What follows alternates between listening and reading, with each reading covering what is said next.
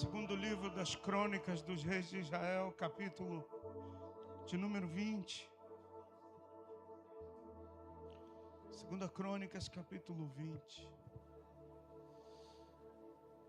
A música pode parar, mas a adoração não pode. O som da nossa paixão pelo Senhor precisa ser ininterrupta, contínua, constante e crescente. Todo dia você precisa entregar mais, dar mais e render mais. Quanto mais você se rende, mais a glória de Deus vai encher a tua vida. Segunda Crônicas 20. Pela manhã cedo, se levantaram e saíram ao deserto de Tecoa. Pela manhã cedo se levantaram e saíram ao deserto de Tecoa. Ao saírem eles, pôs-se Josafá em pé e disse-me: ouve-me, ó Judá, e vós, moradores de Jerusalém, crede no Senhor, o vosso Deus, e estareis seguros. Crede nos seus profetas e prosperareis.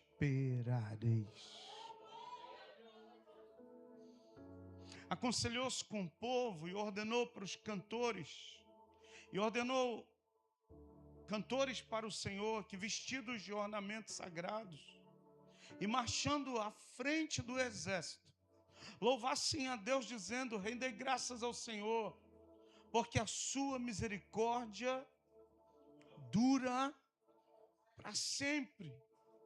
Era a música que eles cantavam, e o verso 22 diz: tendo eles começado a cantar. Mas eles não só cantavam, e a dar louvores. Pôs o Senhor emboscada contra os filhos de Amon, de Moabe e os do Monte Seir, que vieram contra Judá, e foram desbaratados. Desbaratar no original é golpear, atacar, bater. Eu quero declarar que o teu adversário, o teu inimigo hoje, está sendo golpeado, está sendo atacado. Que em nome de Jesus o inimigo da tua alma seja abatido em nome de Jesus. Você pode sentar glorificando e aplaudindo bem forte o Rei da Glória. Aleluia. Glória a Deus.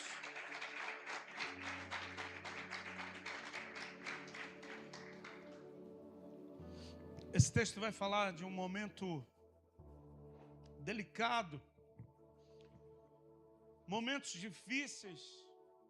Sabe que todos nós um dia vamos passar, já passamos ou vamos passar por eles.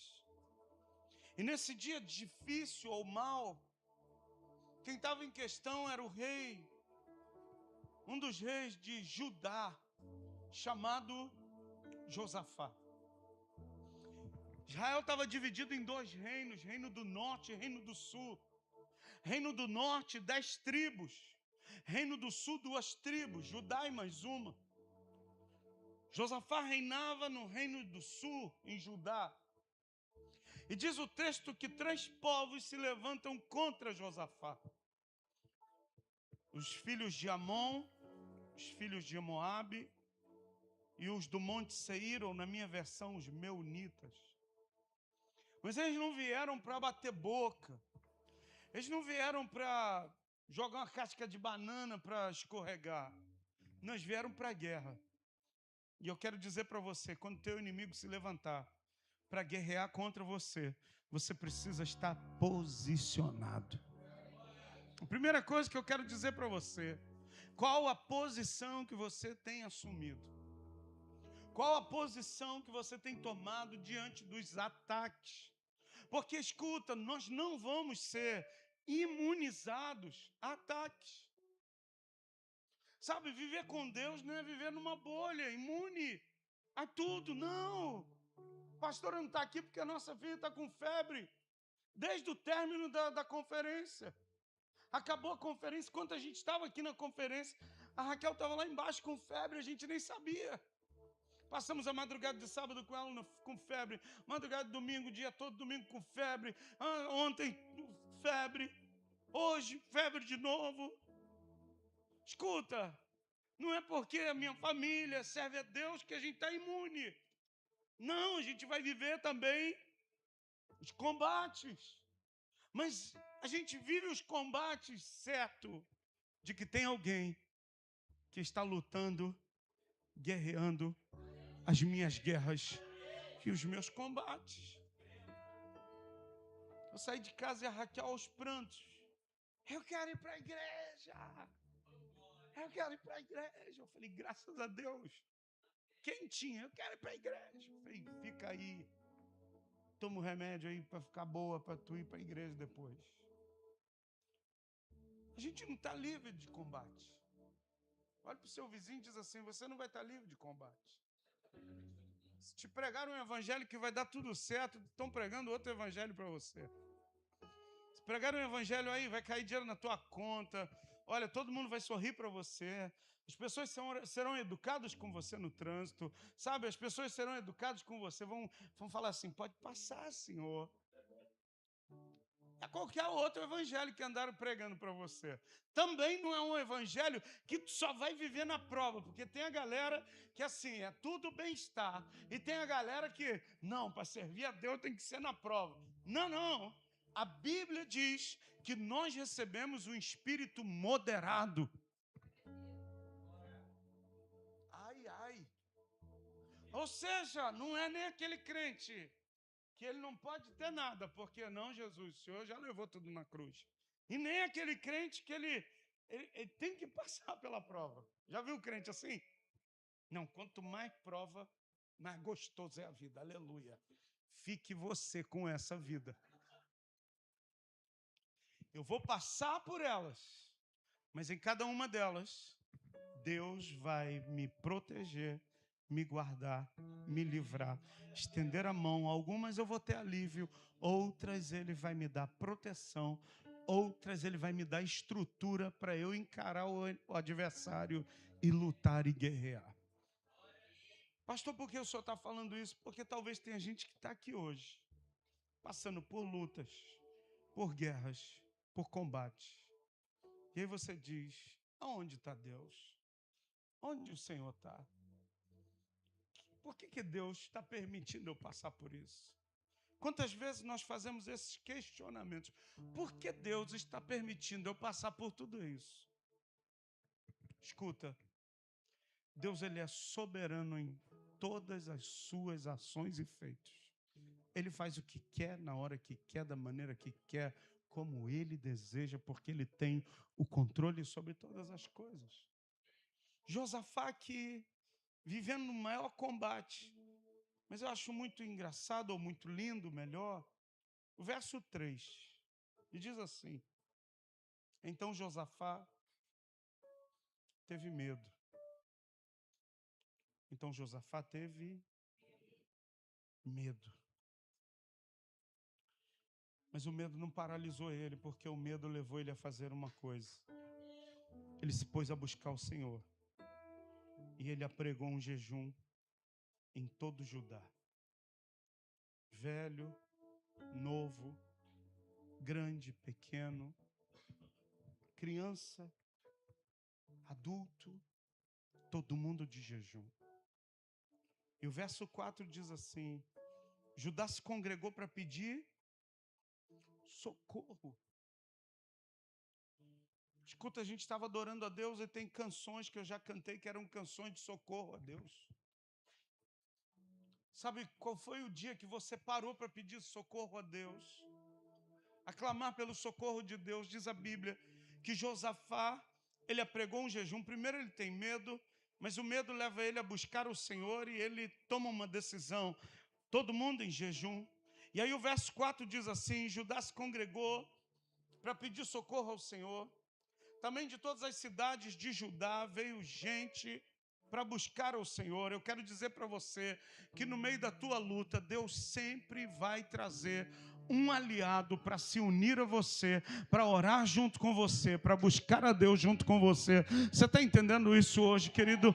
No meio das minhas guerras, Deus sempre levantou alguém que se uniu e falou: Júnior, eu vou orar junto com você, eu vou clamar a Deus junto com você. E eu quero dizer para você que você nunca vai estar sozinho. Deus sempre vai levantar um aliado que vai se unir a você para orar junto contigo, querido. Aí o verso 5 diz assim: pôs-se Josafá em pé na congregação de Judá e de Jerusalém, na casa do Senhor, diante do pátio novo, e disse: Ah, Senhor, Deus dos nossos pais, porventura não és tu Deus no céu? Não és tu que dominas sobre todos os reinos dos povos? Na tua mão está duas coisas: força e poder. E aí o finalzinho do verso 6 diz assim: e não há quem te possa resistir. Olhe para o seu vizinho e diz assim: o Deus a quem você serve, ninguém, não, diga com mais convicção, ninguém pode resistir a esse Deus. O Deus que você serve é ilimitado nos seus feitos. A gente não pode colocar Deus numa caixinha, dizendo: não, Deus só pode fazer desse jeito. Não, Ele faz como Ele deseja. Ele faz da maneira que Ele quer. Ele faz da forma que Ele quer. Ele age da maneira que Ele bem achar. Sabe, para alguns Deus vai fazer de uma forma, para outros Deus vai fazer de outra forma, mas eu quero dizer uma coisa para você: Ele está agindo. Olha para quem está do seu lado, diga: Deus está agindo, meu irmão. Deus está agindo em teu favor. Escuta, eu acho que eu já falei aqui, mas não custa nada você ouvir de novo. Uma mulher estava se preparando para o campo missionário. Ela era uma missionária e ela estava numa base missionária, se preparando, orando a Deus. E no meio de um tempo de oração e adoração a Deus, essa mulher, ela ouve o país para onde ela tinha que ir, Lívia. E ela, sabe, fica muito contrita porque era um local longe. E ela começa a orar e Deus começa a colocar uma paixão no coração daquela mulher por aquele lugar. E ela, sabe, vai para esse lugar de oração e ali ela começa um tempo de oração. E num dos momentos Deus fala assim: vá até o aeroporto, pegue sua mala, você vai chegar no guichê de tal companhia e você vai dar o seu nome, sua passagem já está comprada. Pensa que loucura. Irmã Lúcia, essa mulher, ela foi e pegou a sua mala, arrumou sua mala, se despediu e falou: estou indo. Mas ela não tinha um bilhete, ela não tinha dinheiro, ela só tinha uma coisa: eu tenho uma palavra. Escuta, você pode não ter uma porção de coisa, mas se você tem uma palavra de Deus é suficiente. Eu estou andando por causa de uma palavra. Eu cheguei aqui nessa noite por causa de uma palavra. Eu estou caminhando como pastor por causa de uma palavra. Essa igreja vai caminhar esse ano inteiro por causa de uma palavra. A gente vai finalizar esse ano debaixo da palavra dele. A gente vai agir cada mês desse ano debaixo da palavra que ele liberou sobre a nossa vida. Essa mulher entra na fila do guichê com a sua mala. Quando chega a sua vez, a mulher diz: qual é o seu nome? Seu documento. Ela dá o documento, passaporte. Fala o nome, a mulher começa a digitar. A senhora tem bagagem? Sim, bota aqui para pesar. Pesa a bagagem, etiqueta a bagagem. A bagagem vai já pela esteira. Remite o bilhete aéreo e fala: senhora, portão tal, saída do voo é tal hora, está aqui. Ah, fala que Deus é esse, meu irmão. Agora fala para mim, que fé é essa dessa mulher? De confiar naquilo que se não vê. Hebreus 11:1 diz: ora, a fé é a certeza das coisas que se esperam, convicção de fatos que se não veem. Hebreus 11:6 O autor do texto vai dizer: ora, sem fé é impossível agradar a Deus, porque todo que se aproxima de Deus precisa crer que Ele existe e que Ele recompensa aqueles que buscam. Depois dá uma olhadinha no livro de Hebreus, no capítulo de número 11, é a galeria dos heróis da fé. Só que vai falar o que esses heróis fizeram. Eu estou falando de uma mulher que foi para um clichê de uma companhia aérea para pegar um bilhete aéreo, para ir para um país para pregar o evangelho. Mas se você for olhar os heróis da fé de Hebreus 11, vai dizer que alguns foram cerrados ao meio, outros decapitados, outros pendurados de cabeça para baixo, crucificados de cabeça para baixo, mas tudo por causa de uma coisa: eu creio que o meu Redentor vive, eu creio na promessa que Ele me fez, eu creio na palavra que Ele liberou. Talvez você diga: pastor, mas eles fracassaram. Quem disse para você que eles fracassaram? Porque Hebreus vai dizer: estes, sabe, tem algo muito maior para eles. Eu quero dizer para você, eu não lembro o endereço agora, está lá em Pedro, se não me engano é 1 de Pedro, que diz que eu e você somos mais miseráveis do que o ímpio, se a gente espera de Deus apenas nessa terra. Eu quero dizer para você, querido, é muito mais do que a gente ver a provisão chegando aqui nessa terra. É a gente ter a certeza de que eu tenho uma pátria eterna, de que eu tenho uma glória eterna, de que eu tenho um Cristo que já garantiu para mim. João capítulo 14, ele vai dizer: não se turbe o vosso coração, Robson.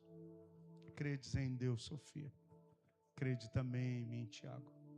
Na casa do meu pai tem muitas moradas, Solange. Se não fosse assim, Ângelo, eu vos teria dito: vou preparar lugar. Na casa do nosso pai tem muita morada, Serginho. Essa é a minha convicção. Essa é a minha certeza. Mas o texto diz: não há quem te possa resistir. Josafá está orando. E no meio da oração dele, versículo de número 12, ele diz: a nosso Deus, acaso não executarás tu o teu julgamento contra eles? Porque em nós não há, porque em nós não tem. Quem aqui já se sentiu sem força, fraco? E não é no físico, é na alma, com a alma batida, angustiado. Josafá, na oração dele, diz: olha, Senhor, porque a gente não tem força para resistir a essa grande multidão que vem contra nós, e não sabemos nós o que fazer. Pior do que não ter força é não saber o que fazer, Márcia Ângela. O que eu vou fazer quando o cachorro morde a minha perna e eu fico impossibilitado de trabalhar? O que eu vou fazer quando o diagnóstico sai e não era aquilo que eu queria? O que eu vou fazer? Sabe, quando a carta chega, o e-mail chega, quando alguém te chama, fala, vai lá passar no departamento pessoal. O que eu vou fazer? Sabe, quando há uma necessidade, eu não sou suficiente, eu não tenho força para suprir ou resolver. Só basta uma única coisa, Josafá vai dizer: porém, os nossos olhos estão postos no Senhor. Eu quero dizer para você, em terceiro lugar, nessa noite: coloque toda a tua expectativa em Deus. Foque os teus olhos em Deus, mire nele. Pastor, por que o senhor está falando isso? Porque se você olhar para alguém que está do seu lado, em algum momento você vai tropeçar. Escuta, se você olhar para o pastor, eu luto para ter uma conduta reta, mas em algum momento, não é que eu vou pecar, em algum momento eu não vou atender a sua demanda. Como tem gente que está aqui, que em algum momento eu não te atendi. E não é atender no WhatsApp não, tá bom? Que é raro eu fazer isso. Não é atender uma ligação não. é atendendo a sua demanda. Eu queria que o pastor fizesse o gabinete naquele dia, ele não fez. Eu queria que o pastor orasse pelo meu aniversário no dia do aniversário, e ele não orou. Eu queria que o pastor fizesse isso, ele não fez. É verdade, porque eu sou limitado, humano, chama do que você quiser, feio, estranho, esquisito, sou mesmo. Escuta, pastor, o senhor está dizendo que não é para olhar para o senhor não é minha referência. Fico muito feliz quando alguns dizem assim, pastor, eu olho para o senhor é minha referência. Eu glorifico a Deus e ao mesmo tempo eu corro para dentro do quarto e falo, Deus, não deixa eu vacilar não, porque se eu cair, tem gente que me olha como referência, eu vou dar mau testemunho. Agora escuta, quando a gente coloca os olhos nele, quando eu estou mirando Deus, quando eu estou olhando para ele, Rodrigo, pode vir o dia mau, pode vir a tempestade, pode vir as provações, Jesus, mas os meus olhos, eu estou olhando para ele. Eu sinto no meu espírito que tem gente que está aqui, que você parou de olhar para ele. Você precisa olhar para ele. Escuta, eu estava falando no outro dia com alguém. Tem gente que está igual Noé, Alex. Noé recebe uma palavra 500 anos, trabalha 100 anos por causa de uma palavra com 600. Ele entra dentro da arca, fica mais 1 ano com a família dele. Quando ele sai, a primeira coisa que ele faz, ele constrói um altar e adora o Senhor. Mas depois de construir um altar e adorar o Senhor, ele planta uma vinha. E quando essa vinha dá fruto, ele pega as uvas, amassa, faz vinho e chapa, enche a cara. Escuta, tem gente se embebedando da bênção de Deus. A bênção de Deus é algo tão bom, mas tem gente se encharcando, tomando todas da bênção de Deus e parando de olhar para aquele que te abençoou. Não pare de olhar para quem te abençoa. Usufrua da bênção, desfrute dela. Sabe, goze pela tua bênção, que alegria. Deus me deu isso.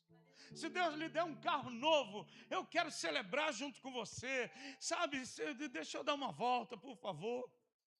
Quando Deus te der uma casa nova, tiver piscina, poxa, por favor, me deixa ir lá. E leva minhas filhas também. Quando Deus te der um salário melhor, poxa, estiver fazendo aquele churrasco, lembra de mim, irmão.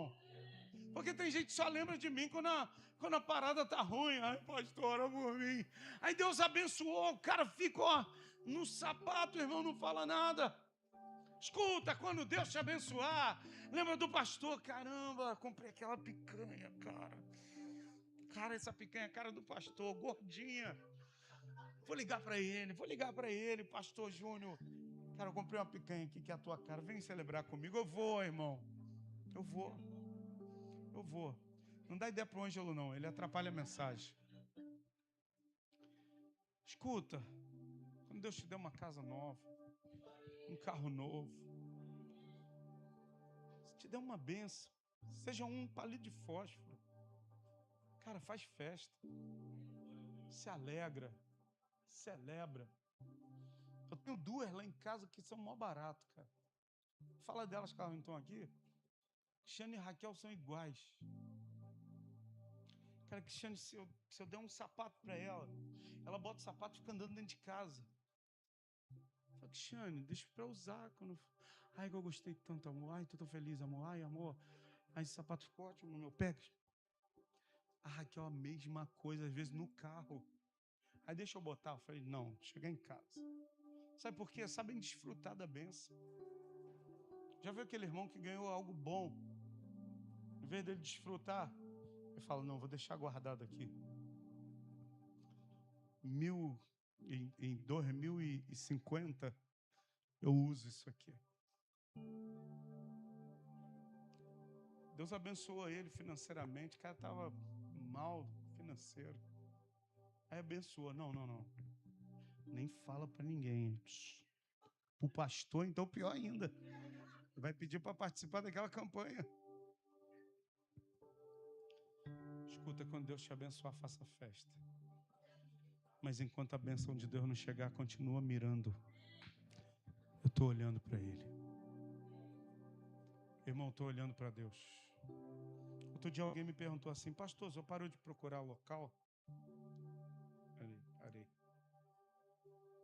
Estava me cansando, irmão. Estava me desgastando. Ficava procurando um galpão aqui, procurando outro terreno ali, procurando lá. E nada de vir. Provérbios vai dizer que uma promessa adiada por muito tempo adoece o coração. Meu coração começou a ficar doente. Eu falei, não, cara. Eu não vou deixar meu coração adoecer. Eu vou olhar para Ele. Eu vou olhar esse ano todinho para Ele. Vou adorar Ele o ano inteiro.